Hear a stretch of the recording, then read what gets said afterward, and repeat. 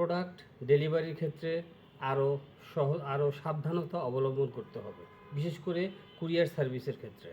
এখন আমি আজকে একটি খুব বাজে অভিজ্ঞতার মুখোমুখি হয়েছি। সেটা হলো, আমি একটি পণ্য অর্ডার করেছিলাম, করার পর কুরিয়ার আসছে আজকে, এবং আসার পর সে আমার অফিসের নিচে এসে সে বলল যে নিচে নামতে হবে, আপনার পার্সেল আসছে।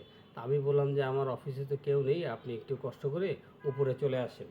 কারণ আমি মার্চেন্টকে বলে দিয়েছিলাম যে উপরে যেন আসে, এবং আমি সমস্ত অ্যাড্রেস ওইভাবেই করে ফুলফিল করে দিয়েছি যাতে আপনারা উপরে আসেন।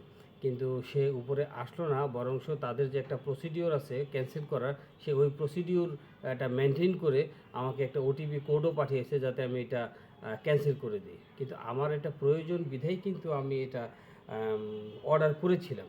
এখন কুরিয়ার সার্ভিসের ইয়ার কারণে, মানে তাদের সিকিউরিটির কারণে তারা হয়তো আমাকে এই প্রবলেমটা ফেলছে যে আমাকে নিচে নেমেই তারপরে এই কাজটা করতে হবে, পার্সেলটা আমাকে রিসিভ করতে হবে। তো আমার মনে হয় যারা মার্চেন্ট আছে এবং যারা কুরিয়ার সার্ভিসে যারা আছে, এরা দুজনেই একসাথে হয়ে এই বিষয়টা একটা সমাধান করলে ভালো হয়। যে কারণ যারা আপনার অর্ডার করতেছে, সে তো তার সুবিধা পাওয়ার জন্যই সে অর্ডারটা করছে, যে সে হোম ডেলিভারি সে পাচ্ছে। এখন তার অফিসে কাজ আছে, হয়তো কোনো মিটিং আছে বা এনিথিং, যেগুলো সে অফিসে এই মুহূর্তে একাই আছে, যে ক্ষেত্রে সে নিচে নামতে পারতেছে না। তো এখন যদি আমি এটা ক্যান্সেল করে দিই, তাহলে বিষয়টা তো একটু ভালো হইল না, কারণ এটা কোনো অবস্থাতে ভালো হইল না। সেজন্য আমি আজকে যে অভিজ্ঞতার মুখোমুখি হলাম, এটা আপনাদের সাথে শেয়ার করলাম।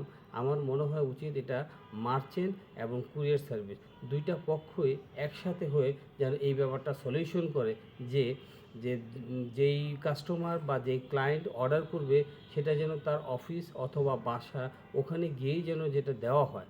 তা না হলে যে রাস্তা থেকে বা অমুক জায়গা থেকে যে ফোন দিলাম যে হ্যাঁ আপনার পার্সেল আসছে, আপনি এসে নিয়ে যান, এটা অনেক সময় কিন্তু পসিবল হয় না, যেটা কিন্তু এক ধরনের হ্যারাসমেন্টের মতো ব্যাপার হয়ে যায়। যাই হোক, এটা আমার বিশেষভাবে অনুরোধ থাকবে, যারা মার্চেন্ট আছেন এবং যারা কুরিয়ার সার্ভিস আছেন, আপনারা উভয়ই এই বিষয়টা নিয়ে একটু ভেবে দেখবেন প্লিজ।